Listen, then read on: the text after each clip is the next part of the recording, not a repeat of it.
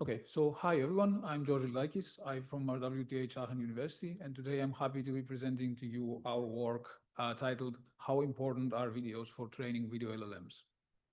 So I'd like to begin the talk by motivating this question a bit. So we know that typical video LLM training procedures include data from three different modalities. So text, which is used, of course, for pre-training the LLM that goes into being a big part of this model. And then, of course, also images and videos, either in a two-stage training process in which first we train on captioned images and then on captioned videos, or in a single training phase, which includes a mix of both captioned images and videos. So the question we ask, motivated from this, is how much temporal reasoning is learned from videos and how much is already learned from text and images alone. In order to investigate this question, we're going to be examining two video LLMs trained with the recent LongVU algorithm. These models are built on top of two text LLM models, Llama 3.2 with 3 billion parameters and Qwen2 with 7 billion parameters. The advantage here is that we have available both image pre-trained and video pre-trained checkpoints, and this allows us to study this question easily. For evaluation, we're going to be using TVBench, which is a recent benchmark in the style of multiple choice questions with between 2 to 4 candidate options per question. It targets temporal aspects of video understanding and features 10 subtasks, each targeting a different aspect of temporal reasoning. So here I have examples of two of these tasks. The first is moving direction, in which the model is given a video of a 3D scene with objects moving, and it's asked to identify the direction in which one of these objects is moving. And the second task is scene transition, in which the object is given an excerpt of a film, and it's asked to identify the order that describes the change of scenes in the video. Okay, so this brings us to our question here, which is how much temporal reasoning do video LLMs acquire from text and images only? Is it the case that this is basically none and it all comes from videos? Is it the case that there's definitely some, even without ever training on videos at all? Or is it the case that almost all of the temporal reasoning capabilities they have comes from text and images and videos are basically redundant? So here we evaluate image and video trained checkpoints on TVBench in order to gain insights into this question. And from the summarized results here, you can observe that the two image trained checkpoints for both models are actually significantly above the chance level of approximately 33%, even though there is still a gap between image trained models and video trained models. So, but it's definitely the case that image trained checkpoints are already doing significantly better than just random guessing. So at this point, a natural question to ask is, could it be that these models are using dataset shortcuts and they're not really reasoning temporally, but are cheating in some way? In order to test this, we shuffle the frames during evaluation and provide them again to the model as usual, and we observe a significant drop in performance. Even though the results are not completely chance level, they are consistent with what was reported in the TVBench work.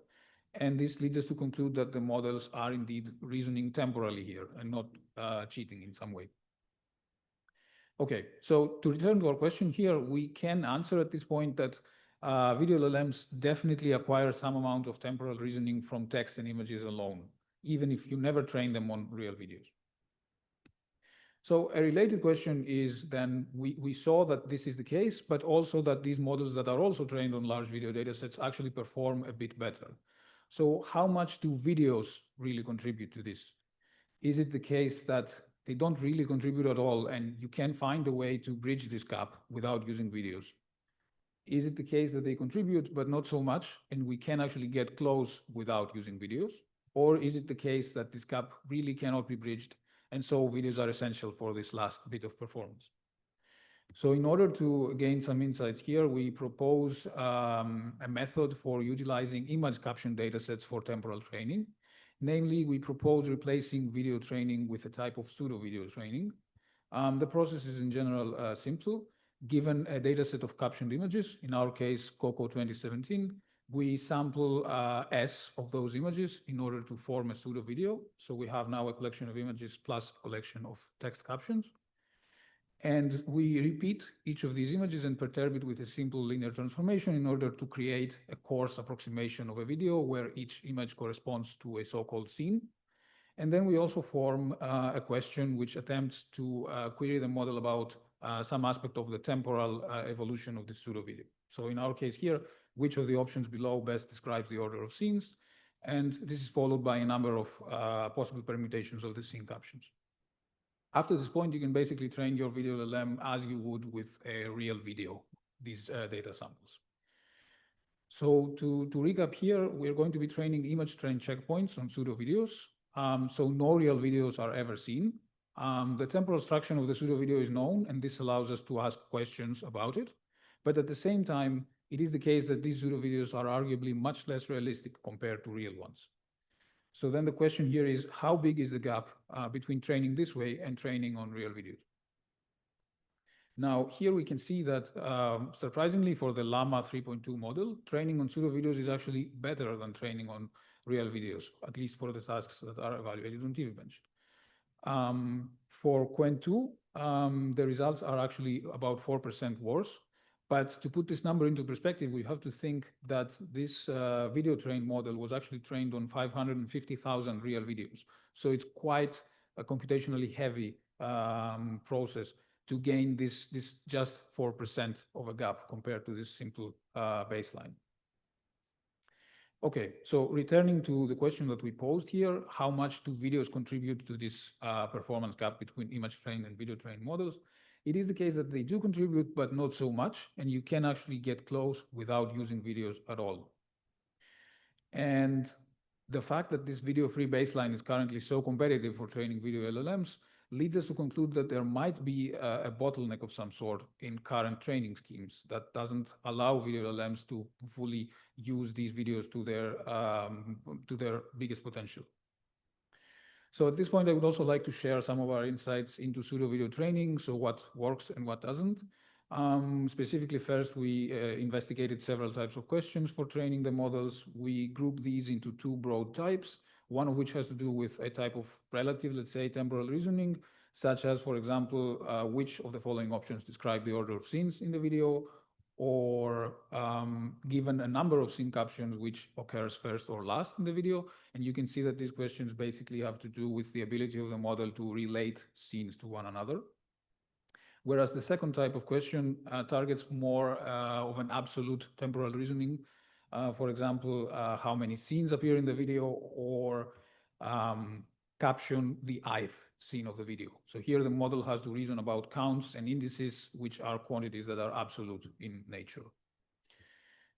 We study each of these questions in training experiments in isolation in order to determine their effects. And I know that this is a bit of a crowded slide, so you're also welcome to come by the poster and discuss more. But in general, the conclusion is that relative temporal reasoning questions appear to be more beneficial for this type of training compared to absolute temporal reasoning questions. Another natural direction here is to investigate whether pseudo videos are beneficial for video trained models as well. And in order to do this, we repeat the procedure. Instead of training image train checkpoints on pseudo videos, we now trained video trained checkpoints. And for Llama 3.2, we can see that this leads to approximately a 2% increase, whereas for Qwen 2, approximately a 1.5% decrease, actually. So this leads us to conclude that there are some benefits, but they are not universal across models. And if we expand this table just a bit with 3 example tasks, we can also see that the improvements are not universal across tasks. So there are some tasks like object count, which get worse for both models. There are some like scene transition, which get better. And there are some like moving direction, where there is an improvement only for one of the 2 models. An open question here would be, what is the impact of this type of training when you include it as an intermediate phase? So if you first train on images, then on pseudo videos, and then finally on real videos, instead of as a last phase as we did it here. So to return to our original title question, how important are videos for training video LLMs? The answer right now seems to be not very. So namely, we saw that a significant part of temporal reasoning comes from text and images already. And also at the same time that this pseudo video training baseline that we proposed is competitive with real video training right now. So what could be some next steps for this type of research? For one, investigating whether this is true for other models and other data sets, and in particular for data sets that target long-range video understanding and also tasks that require complex video dynamics, where it would be interesting to see if there is a larger gap between pseudo video and video training. It would also be very interesting to see how is it the case that video LLMs can learn to reason temporally without ever seeing videos in the first place. And of course, is there a bottleneck in video training that makes it be the case that pseudo videos are currently so competitive? And if this is the case, where is this bottleneck? Is it something in the architecture of these models, something in the quality of the data, in the way we train them, like the training schemes, combination of these, or something else entirely? So with this, I would like to conclude the presentation. I'd be happy to take any questions and also to discuss more during the poster session. Thank you.